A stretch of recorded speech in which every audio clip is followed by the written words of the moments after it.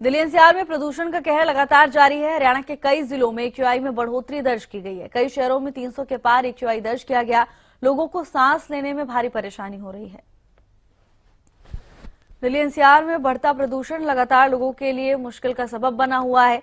स्वास्थ्य पर असर पड़ रहा है। आंखों में जलन, सांस लेने में परेशानी जैसी समस्याएं लोगों को हो रही हैं। तो वहीं स्वास्थ्य विभाग की ओर से लोगों से सतर्क रहने की अपील की गई है। घर से बाहर निकलते समय मास्क का इस्तेमाल जरूर करें।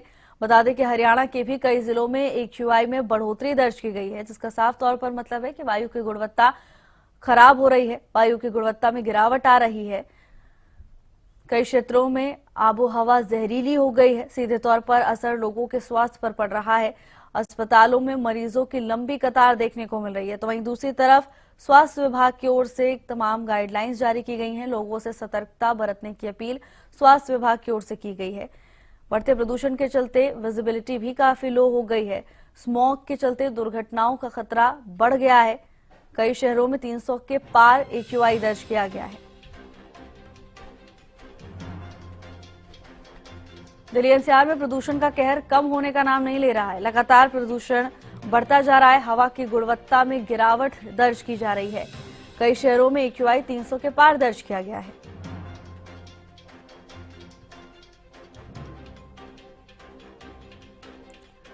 लोगों को सांस लेने में परेशानी हो रही है। आंखों में जलन जैसी समस्याएं हो रही हैं। जिसके बाद अस्पतालों में मरीजों की लंबी कतार देखने को मिली है। तो वहीं स्वास्थ्य विभाग की ओर से लोगों से अपील की गई है, जितना हो सके सतर्क रहें, सावधान रहें। घर से बाहर निकलते समय मास्क का उपयोग जरूर करें।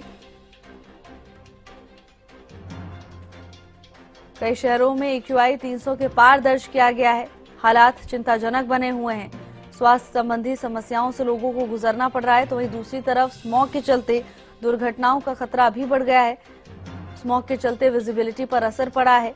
कई क्षेत्रों में दृश्यता कम हो रही है, जिसके चलते लोगों को आवागमन में परेशानी का सामना करना पड़ रहा है। यातायात व्यवस्था भी प्रभावित हुई है।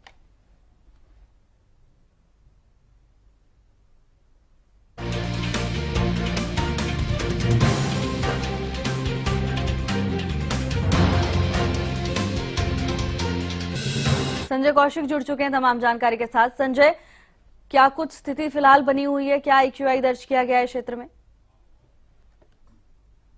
तो मैं आपको बताऊं कि जो रेवाड़ी का एक्यूआई है,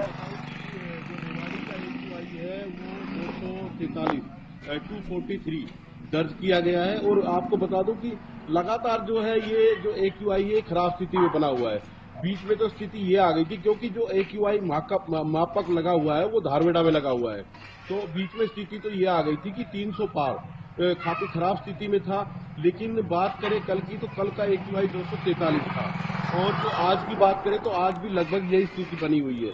और भावना सबसे बड़ी बात यह है कि जो लोग हैं, ग्रैप 3 लागू हो गया है, लेकिन उसके बावजूद भी जो लोग हैं ग्रैप 3 का कहीं भी पालन करते हुए नजर नहीं आ रहे हैं। कूड़ा लगातार जलाया जा रहा है। और सबसे बड़ी बात भावना इसमें मैं बताऊं, इसमें जो बड़ी बात है कि जो पराली है, पराली को लोग अब जो है वायरल में यूज कर रहे हैं, जिससे जो है पोल्यूशन काफी तेजी से बढ़ता है। और दूसरी बात ये कहूँ कि जो फैक्ट्रियों की चिमनियां हैं, उसमें कहीं ना कहीं जो धुआं है वो लगातार जो चिमनियां धुआं उगल रही है। और जो सरकार है वो इस ओर कोई विशेष ध्यान नहीं दे पा रही है। और जो हर साल की स्थिति भावना आप देखिए कि यही स्थिति रहती है। और ये दिन पे दिन जो एक्यूआई है हर साल इसमें इंक्रीज हो रहा है, बढ़ रहा है। और अगर यही स्थिति बनी रही तो दिल्ली एनसीआर की स्थिति जो है बड़ी भयावह होने की कंडीशन में आ जाएगी। क्योंकि जो लोगों की एज है उसमें भी कहीं ना कहीं जो विशेषज्ञों की माने तो जो एज है उसमें काफी कमी देखी जा सकती है, अगर आने वाले सालों में यही स्थिति बनी रहती है। तो सरकार को चाहिए कि इस पर जो है सख्ती लागू करे। और जो ग्रैप 4 या ग्रैप 3 है, ग्रैप 2 है, उसको सख्ताई से लागू करे। जो है कागजों पर तो ग्रैप 4 और ग्रैप 3 लागू कर दिया जाता है, लेकिन ग्राउंड की बात करें तो ग्राउंड पे स्थिति यथावत रहती है। जो कंस्ट्रक्शन है वो लगातार हो रहे हैं। और जो शहरों में कूड़ा है वो लगातार जलाया जा रहा है। और जो फैक्ट्रियां हैं वो लगातार चिमनियां जहर उगल रही है। तो कहीं ना कहीं स्थिति यथावत बनी हुई है। और ये एक इंसान के लिए काफी घातक है, खासकर उन लोगों के लिए जो दमा के मरीज है, बच्चे हैं, बुजुर्ग हैं, उनके लिए स्थिति बड़ी भयावह है। और अगर यही स्थिति रहती है, आप देखिए भावना, लगातार जो है हॉस्पिटल में मरीजों की संख्या बढ़ रही है, जो सांस के मरीज है और लोगों को आंखों में जलन की जो शिकायत है वो लगातार जो है ज्यादा हो रही है। आंखों में जलन होती है और सुबह और शाम की स्थिति तो ये रहती है कि आप आंख नहीं खोल पाते और कहीं ना कहीं जो अभी हवा नहीं चल रही है उसकी वजह से जो धूल के कण है वो स्थिर हो जाते हैं। तो ये स्थिति अभी आगे आने वाले समय में और भी बढ़ने की उम्मीद है। जी भावना। बिल्कुल संजय, हालांकि सीधे तौर पर प्रभाव लोगों के स्वास्थ्य पर ही पड़ रहा है। ऐसे में जरूरी हो जाता है कि लोग अपने स्तर पर भी सतर्क रहें। स्वास्थ्य विभाग की ओर से क्या कुछ गाइडलाइंस जारी की गई हैं, वो कौन से निर्देश हैं जिनका पालन लोगों को करना है, जिससे फिलहाल जो स्थिति है कुछ उसका असर उन पर कम हो? जी, अगर बात करें तो एक गाइडलाइन है कि जो लोग हैं जो दमा के या हार्ट के मरीज हैं वो घर से बाहर ना निकले और अगर उनको जरूरी हो तभी वो घर से बाहर निकले। और दूसरी, अगर वो घर से बाहर लोग निकलते हैं तो मास्क का उपयोग करें, क्योंकि मास्क लगाने से कहीं ना कहीं स्थिति से बचा जा सकता है। और अगर उनको जाना है तो धूप निकलने के बाद ही घर से बाहर निकले। लेकिन भावना, आप देखिए कि लोग भी कहीं ना कहीं अवेयर नहीं है, क्योंकि हम खुद ही जो है स्थिति को पैदा करते हैं। और आप देखिए कि एक भी व्यक्ति मास्क में आपको नजर नहीं आएगा, कोई व्यक्ति मास्क लगाता हुआ नजर नहीं आएगा। तो ये स्थिति हम कहीं ना कहीं खुद भी, क्योंकि हमारी भी जिम्मेवारी बनती है कि हम जो है इसमें अपना कंट्रीब्यूशन दें और जो है कूड़ा ना जलाएं और कहीं ना कहीं जो है ऐसी चीजें ना करें जिससे AQI बढ़ता है। जी बिल्कुल संजय, बहुत जरूरी है कि प्रशासन को लोगों का साथ मिले। हालांकि जब ऐसी स्थिति नहीं होती है तो कहीं ना कहीं चीजें आउट ऑफ कंट्रोल हो जाती हैं, हाथ से बाहर निकल जाती हैं। संजय, दृश्यता पर भी असर पड़ा है। हालांकि अब यही कहा जा रहा है कि अगर बारिश हो जाती है तो कहीं ना कहीं राहत जरूर मिलेगी। क्या कुछ पूर्वानुमान मौसम विभाग की ओर से जारी किया गया है? जी, बात करें तो आज से एक गाइडलाइन जारी की गई है कि आज से जो है स्मोक की स्थिति भी बढ़ेगी और आज से ठंड भी बढ़ेगी। तो भावना, जैसे जैसे ठंड बढ़ेगी, क्योंकि पश्चिम विक्षोभ सक्रिय हो गया है और आज से ठंड काफी हरियाणा में बढ़ने की उम्मीद है।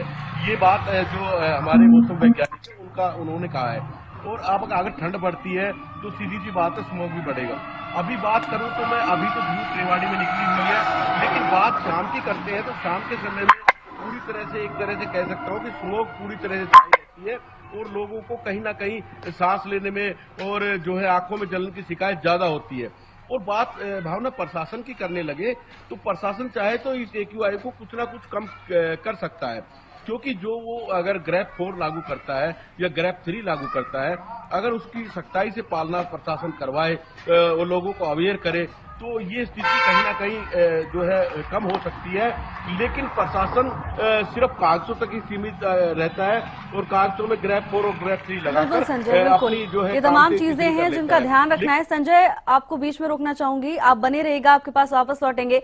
मौसम विशेषज्ञ डॉक्टर चंद्रमोहन हमारे साथ जुड़ चुके हैं। चंद्रमोहन जी, आपका बहुत बहुत स्वागत है हरियाणा न्यूज पर। देखिए, जिस तरह से प्रदूषण लगातार बढ़ता जा रहा है, उसके बाद अब कहीं ना कहीं ये कहा जा रहा है कि बारिश होती है तो राहत के आसार जरूर हैं। क्या कुछ स्थिति नजर आ रही है? बारिश के आसार कब तक हैं?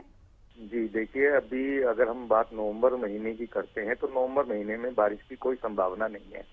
जैसे ही सर्दी और तापमान गिरते हैं वैसे ही प्रदूषण भी अपना मतलब विकराल रूप धारण कर लेता है। परंतु अभी बारिश की कोई संभावना नहीं है। दिसंबर में एक वेस्टर्न डिस्टर्बेंस सक्रिय होने की संभावना है। अभी अगर हम वेदर प्रेडिकल मॉडल्स वगैरह देखते हैं तो उसमें दिसंबर के फर्स्ट वीक में हल्की संभावना बनी है कुछ क्षेत्रों में, तो उससे जरूर प्रदूषण में राहत मिलेगी। बिल्कुल चंद्रमोहन जी, मौसम का क्या असर पड़ता है प्रदूषण के स्तर पर, ये एक बार जरा समझा दीजिए। जी देखिए, अगर हवाएं उसमें ज्यादा अपना मुख्य भूमिका निभाती हैं, क्योंकि पंजाब से सटा हुआ हरियाणा और NCR दिल्ली में पराली जलाने की घटनाएं लगातार दीपावली के आसपास से लेकर लगातार बनी हुई हैं और जिसकी वजह से हवाओं की जब दिशा उत्तरी हो जाती है तो उससे जो ऊपर वाला जो धुआं है, ऊपर वाले जिलों का वो धुआं नीचे तक आ जाता है। साथ में जो स्थानीय जो कारक हैं, जिसमें चाहे वो ईंट भट्टा है, परिवहन के साधन है, अनियंत्रित यातायात है, बड़े बड़े परिवहन के जाम हैं, खनन जोन है ये सभी इसमें अपनी भूमिका निभाते, परंतु जब जैसे ही हवाओं यानी मौसम का बिल्कुल प्रभाव पड़ता है, अगर बारिश होती है, नमी वाली हवाएं आती हैं, तो उससे प्रदूषण कहीं ना कहीं उसमें गिरावट देखने को मिलेगी और वायु गुणवत्ता जो सूचकांक है AQI उसमें सुधार होने की संभावना है। वर्तमान में ऐसी कोई मौसम प्रणाली नहीं है जिससे वायु गुणवत्ता सूचकांक में कोई सुधार हो। जी चंद्रमोहन जी, आपके पास हम लौटेंगे। हमारे सहयोगी जुड़े हुए हैं, उनसे जान लेंगे जमीनी स्तर पर अभी फिलहाल जो स्थिति बनी हुई है संजय, वो कहीं ना कहीं चिंताजनक बनी हुई है। अब सीधे तौर पर जिम्मेदारी प्रशासन के कंधों पर ही आ जाती है संजय। बात करें, देखिए भावना, दिल्ली NCR का जो इलाका है उसमें यातायात भी एक बड़ी समस्या है। जो व्हीकल है वो ज्यादा संख्या में है। और बात करें तो जो हमारी केंद्र की सरकार है वो लगातार जो है दिल्ली NCR में प्रदूषण कम करने के लिए प्रसारित होती नजर तो आ रही है, लेकिन वो जो उपाय करने चाहिए, आप अगर हम बात करें चाइना की बात कर ले या किसी और दूसरे देशों की बात कर ले, तो वहाँ विशेषकर क्योंकि वहाँ भी पोल्यूशन की एक बड़ी समस्या है, तो वहाँ एक जो है पूरी सुनियोजित तरीके से एक पूरा प्रोग्राम बनाया जाता है कि इसको किस तरह से कंट्रोल किया जाए। लेकिन लगता है भावना कि हमारी जो सरकारें हैं वो इस ओर अभी इतनी जो है एग्रेसिव नहीं है और इस ओर अभी इतना ध्यान नहीं दे रही है। जबकि मैं आपको बताऊं कि ये जो हम लोगों के लिए एक बहुत बड़ी समस्या है, हमारे स्वास्थ्य के लिए बहुत बड़ी समस्या है। जो हमारा वायु गुणवत्ता सूचकांक है, अगर वो लगातार इस तरह से 200 से ऊपर या 300 से ऊपर बना रहता है तो लोगों के लिए कहीं ना कहीं ये जान का खतरा है।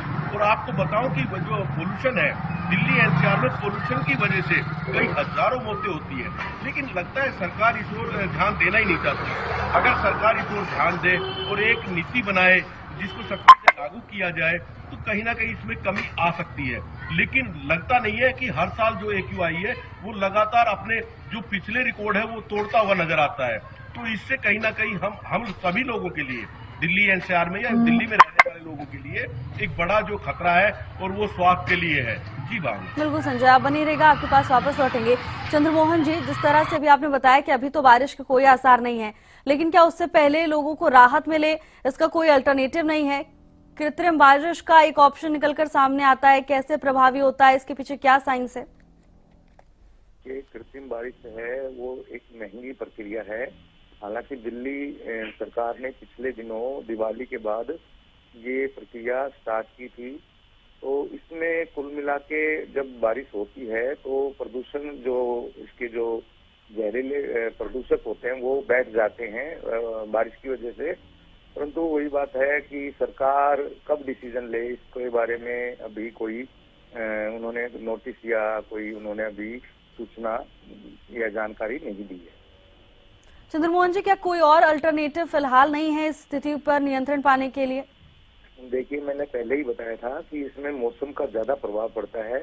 हवाओं का रुख बदलने से भी हल्का प्रभाव होता है। अगर हवाएं उत्तरी की जगह अगर दक्षिण पूर्वी हवाएं चलेंगी तो उससे भी इसमें राहत मिलेगी या बारिश आए। इसके दो ही मतलब उपाय हैं। ये तो मतलब मानव के हाथ में नहीं है, परंतु मानव के हाथ में कृत्रिम बारिश है। वो देखो सरकार कब सोचे इसके बारे में। बिल्कुल चंद्रमोहन जी, आपके पास लौटूंगी। संजय, जिस तरह के हालात बने हुए हैं, अब जरूरी हो जाता है कि प्रशासन जरूरी कदम उठाए और न केवल कागजों पर बल्कि धरातल पर उन्हें लागू करने का काम भी करे। देखिए भावना, सब सरकार को इस विषय पर गंभीर होना ही पड़ेगा, क्योंकि अगर और सरकार के साथ साथ आम लोगों को भी जो है वायु गुणवत्ता को लेकर गंभीर होना पड़ेगा, क्योंकि ये एक गंभीर विषय है और ये हमारे सीधे सीधे स्वास्थ्य के साथ जुड़ा हुआ है। और बात करें तो हर साल आप देखिए ग्रैप 1, ग्रैप 2, ग्रैप 3, ग्रैप 4 लागू तो कर दिया जाता है, लेकिन जब हम ग्राउंड पर तस्वीर देखते हैं तो उसका कहीं भी असर दिखाई नहीं देता। कूड़ा लगातार आपको जलता हुआ मिलेगा और कंस्ट्रक्शन आपको लगातार होता हुआ मिलेगा। और बात करें जो इंडस्ट्रीज है उस पर बात करें तो लगातार जो है उसमें जो वायु गुणवत्ता की अगर हम उसकी जांच की जाए तो वो कहीं ना कहीं उसमें बहुत सारी खामियां मिलेगी। लेकिन जो अधिकारी हैं वो आंख मूंद कर बैठे रहते हैं और उनको लगता नहीं, क्योंकि सरकार भी इस पर जो है गंभीर नहीं है। अगर सरकार गंभीर हो तो इस स्थिति पर कहीं ना कहीं नियंत्रण पाया जा सकता है। और ये सारी जो तैयारियां हैं ये दिवाली से पहले करनी होती है, लेकिन बाद में इस तरह से ग्रैप लगाकर उससे कोई फायदा होने वाला नहीं है, क्योंकि जो आम लोग हैं वो भी गंभीर नहीं है। उनको स्थिति का पता नहीं है कि जो ये वायु गुणवत्ता की स्थिति है कितनी भयावह है और इससे हमारे शरीर पर कितना असर हो रहा है। और अगर हम इसी तरह चलते रहे तो जो हम आम लोग हैं जो बिल्कुल स्वस्थ दिखाई देता है वो भी कहीं ना कहीं जो है AQI की चपेट में आएगा और उसको उसका जो है भुगतना पड़ेगा। लेकिन अब ये देखना है कि सरकार इस पर कब गंभीर होती है। लेकिन इतना जरूर है कि अगर सरकार गंभीर नहीं होती है तो इसकी सजा आम लोगों को आने वाले दिनों में भुगतनी पड़ेगी, आने वाले सालों में भुगतनी पड़ेगी। जी बिल्कुल संजय। और देखिए काफी समय बीत चुका है, 1 महीना लगभग हो चुका है, वायु की गुणवत्ता में सुधार नहीं हो रहा है। चंद्रमोहन जी, अभी आपने जिक्र किया कि पश्चिमी विक्षोभ सक्रिय होगा, यानी वेस्टर्न डिस्टर्बेंस सक्रिय होगा, उसके बाद मौसम में कुछ बदलाव देखा जा सकता है। क्या कुछ असर होता है इसका? देखिए, सर्दियों में आमतौर पर नवंबर दिसंबर महीने में वेस्टर्न डिस्टर्बेंस के द्वारा बारिश होती है। तो अभी जो वेस्टर्न डिस्टर्बेंस वर्तमान में जो आ रहे हैं, जैसे 5 और 6 तारीख को जो वेस्टर्न डिस्टर्बेंस आया था अक्टूबर में, उसमें बारिश की थी, तो जिसकी वजह से हरियाणा एनसीआर दिल्ली सभी जगह प्रदूषण की जो स्थिति खराब थी उसमें काफी सुधार देखने को मिला था। परंतु उसके बाद लगातार 17, फिर उसके बाद 19 और 21 तारीख को भी कमजोर वेस्टर्न डिस्टर्बेंस आए, परंतु उनसे केवल उत्तरी पर्वतीय क्षेत्रों पर बर्फबारी की गतिविधियां होती हैं और मैदानी क्षेत्रों में उनसे अभी बारिश की कोई गतिविधियां नहीं है। तो जिसकी वजह से अभी प्रदूषण में कोई राहत नहीं है। वायु गुणवत्ता जो सूचकांक है उसमें भी लगातार गिरावट जारी है। दिसंबर महीने में के पहले सप्ताह में एक सक्रिय मौसम प्रणाली आने की संभावना बन रही है, परंतु अभी भी उसमें बदलाव की काफी संभावना है। तो अगर बारिश होती है तो उससे जरूर राहत मिलेगी पूरे हरियाणा एनसीआर दिल्ली में। बिल्कुल चंद्रमोहन जी, और उम्मीद यही की जा रही है कि जल्द से जल्द राहत मिले। धन्यवाद आपका, आपके समय के लिए।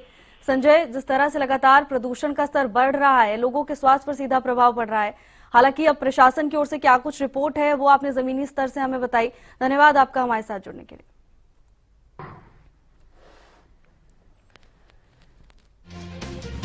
पूरे प्रदेश में प्रदूषण का कहर लगातार जारी है। कई शहरों में AQI 300 के पार पहुंच चुका है।